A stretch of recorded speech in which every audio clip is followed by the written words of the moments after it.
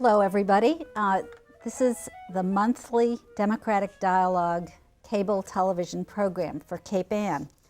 And the Gloucester Democratic City Committee that I chair meets every month, and we have a number of activities. All are welcome to our monthly meetings at the Gloucester House restaurant. And but the Democratic Dialogue television show is something that we do every month. We've been doing it for a number of years, and we also make this program available on YouTube or by following a link, and you can see the link if you go to our website, gloucesterdemocrats.org. But this month, I'm really very pleased as the host to introduce Sue Todd and welcome her. I know she's not new to the program, she's not new to Cape Ann, but she is the president and CEO of Pathways for Children, which is probably the largest child care program on the North Shore. It's one of them, yes. It's certainly, in my mind, it looms very large. So I'd love to ask you a few things. So tell us about yourself first and how you came to be occupying this incredibly important position in today's world. Well, it's been an interesting and wonderful journey, actually. I can only classify myself as a late bloomer. When my youngest child went to first grade, I went to college full-time and graduated with a degree in social work. And so it can be argued that Pathways for Children was my first job back in 1980, as I started in social work. And in 1986, the only other director for the program decided to move on. And I was approached by the board to apply for the position and insisted they do a search so that I realized I might be the most beneficial candidate for the organization. And rest is history. In 1986, I became the CEO, and then again took my bachelor's degree with children in the audience and my master's degree, an MBA, that I earned in 1997 with my grandchildren in the audience. So Wow. That's been kind of my career trajectory, and I found my niche. I found the organization that I wanted to dedicate my career to. Mm-hmm. Well, I must say, I did do a little snooping on the internet and looked at the website, and I was actually quite sort of impressed and astonished to see that the entire budget is almost or about $10 million Yes. per year. Yes. And so some of that, of course, comes from many different sources. I know you've got a huge number of very enthusiastic supporters and fundraisers and donors on Cape Ann, but I'm not sure how many people in our community really understand how special Pathways is, and for example, what Head Start, which is part of it, meaning as a grant, adds to this program. Well, people are generally surprised by the scope of all of the work that we do. Head Start is by all means the core of our program, with about 2/3 of our budget being comprised of the federal dollars that support that program. The other programs, however, are state funded to a large degree. One of our goals long term is to be much less dependent on government sources. As you might be aware, that leaves you at the whim of whatever administration happens to be in charge. We have an incredibly generous and loyal donor base here. We're raising on average about $1.3 million a year, and that grows every year, so we're very fortunate with that in that regard. We have a myriad of programs. We start with babies, and we work all the way up to children age 12. And one of the things that does set us apart from other early education facilities and organizations is we work with the entire family, not just with the child. And that really gives the children and the families opportunities to thrive in ways that many hadn't thought possible. So can be an amazing metamorphosis in some cases, and very, very exciting for our staff to be part of that success. And so, of course, you've got programs not just in Gloucester, but Correct. in at least 2 or 3 other Yep. communities. We're currently, we have physical plants in Beverly and also now in Salem.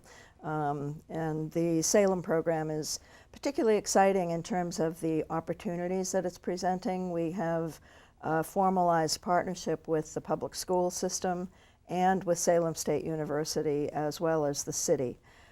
So we are actually creating a lab school for preschool in the city of Salem in cooperation with Salem State University.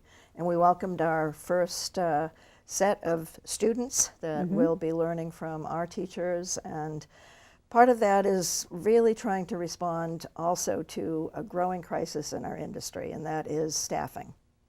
It is increasingly difficult to find and retain highly qualified staff that we're seeking. We prefer bachelor's degrees teachers, and we help them get their degrees. That can take some time as people work part-time, work full-time, and go to school part-time. So we've decided that the best way to counter this shortage is to grow our own teachers.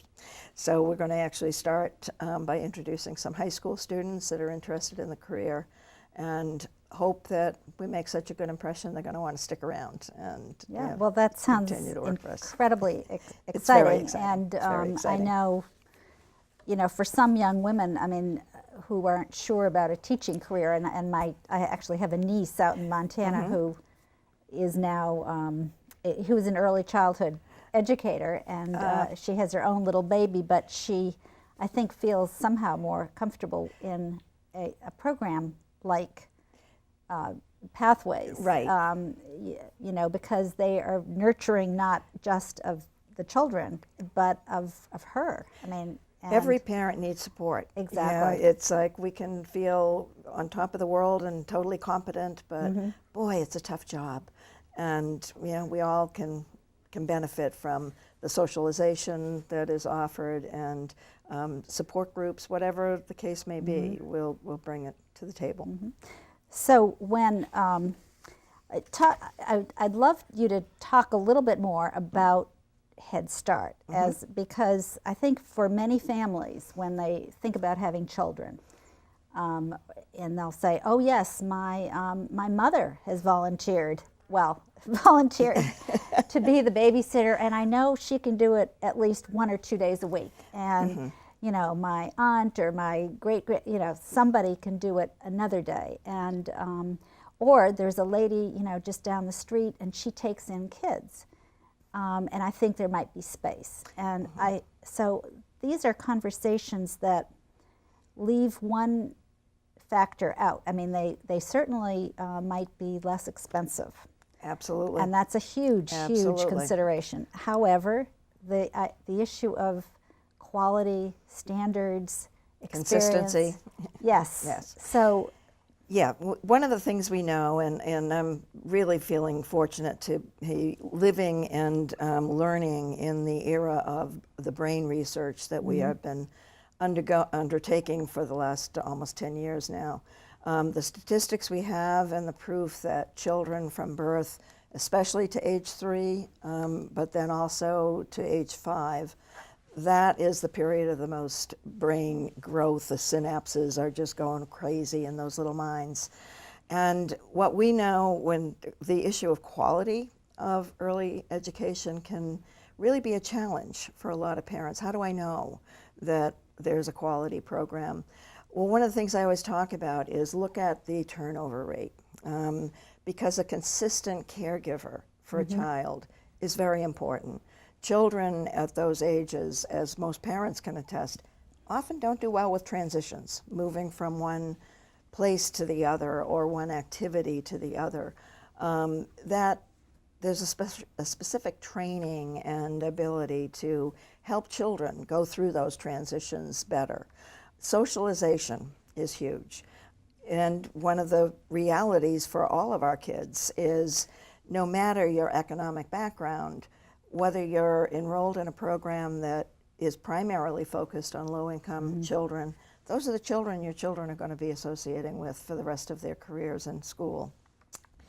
And what we know is the learning from all kids to other kids, watching language develop, particularly if a child is not coming to the program with English as their primary language. Some that speak no English at all. And at the end of 10 weeks, they're speaking. And they're learning from their children, the other children, their peers. It's just truly remarkable to see when the children arrive on the first day of school and then going back into the classrooms a month, 6 weeks later. And it's like children are standing in line to go to the gym. They're serving themselves their family-based meal. They're cleaning up from the meal. They're learning these incredible life skills that children need. I think the other measure of quality, and when I speak to turnover, the average in our field is between 35 and 50%. Child care is not well rewarded in terms of pay. Right. That and home health aides, we're pretty much on the bottom of the rung, which is very unfortunate because it's very, very important work. But our turnover rate is about 12% as opposed to 35 to 50. And I think a lot of that goes to just the caliber of the people that are attracted to work in Head Start, and knowing that they're providing such a rich experience with comprehensive services. We respond to the dental needs of the child, to the health needs of the child, the mental health needs, nutritional needs. Right. And again, some of our parents, they don't know how to read a food label. No one ever taught them. Consequently, they may be, particularly when we had such a horrific problem with homelessness on Route 1, no public transportation, and no way to get groceries. So they were buying their food at the convenience stores. So we basically created special programs for the summer to get the children out of the motels and bring the parents food shopping and help them with the nutritional needs for their kids. Children who go to school hungry aren't going to learn, and that's just a fact. So there are many, many wonderful things we do, and we also have families that pay full cost of care to enroll their children in Head Start. And I remember a story from a woman that was on our staff who now has a very influential job in the city. The mayor, Romeo Tenkin, stole her from us.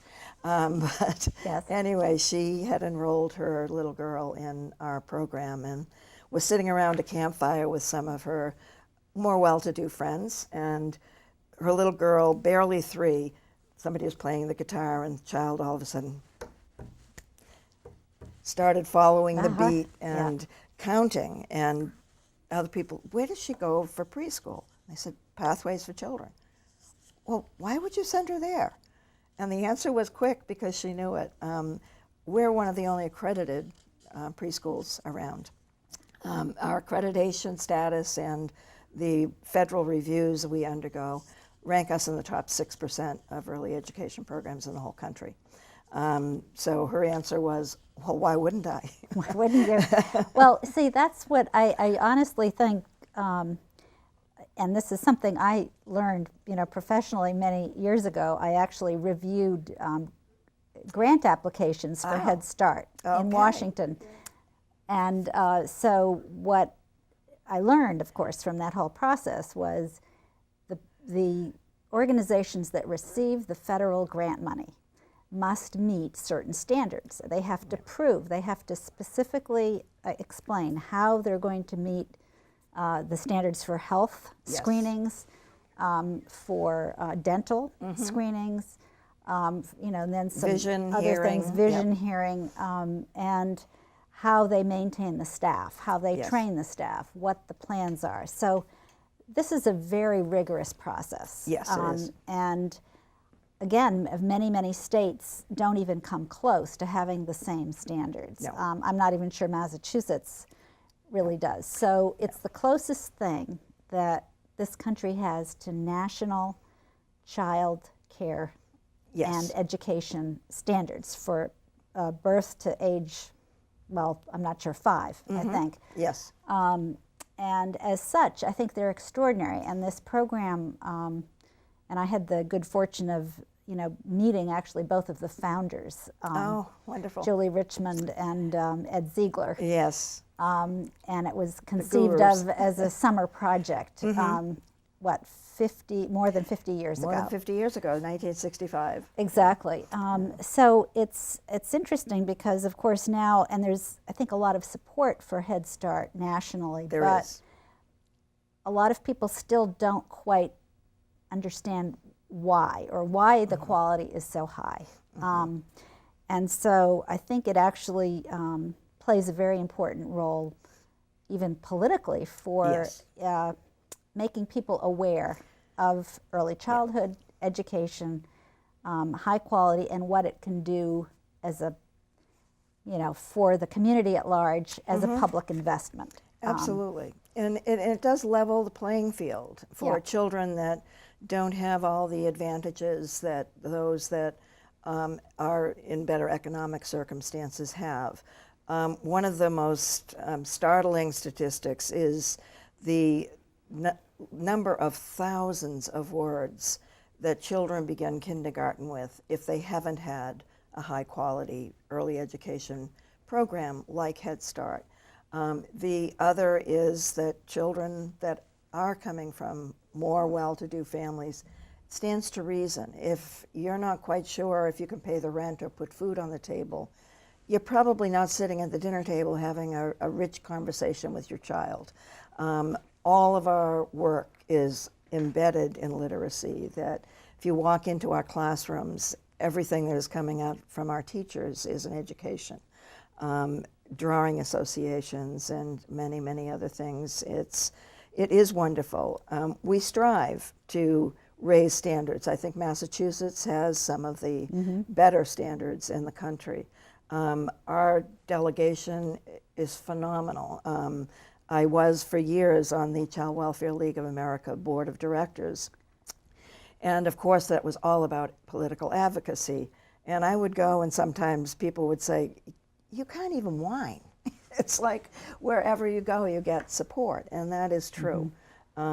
We just submitted a grant, for example, to the Attorney General's office, the first grant they've put out to help staff become better trained in working with children who are trauma reactive. And that is an increasing issue within early education programs. Our society right now is really challenged. Trauma reactive. Could Trauma you just reactive. elaborate on that term? Yes. 'Cause I'm not even sure what it. Well, a lot of children are exposed very young to trauma.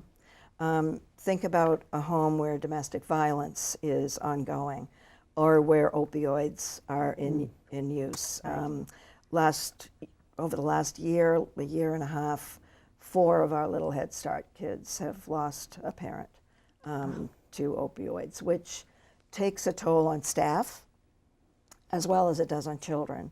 So there is a lot of exposure to uncertainty, to a feeling of who is in charge right now.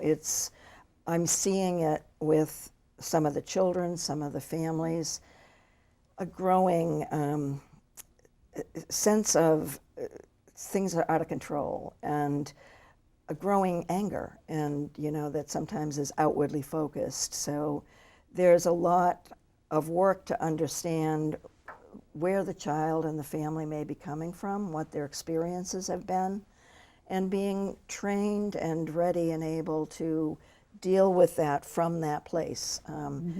Every one of our children is treated, as is the family, as an individual with very, very different needs from the child sitting next to them. So there's a lot of rich activity going on in a classroom at any time, because each child is learning at their own rate. And it's our program, again, another thing that makes us quite different.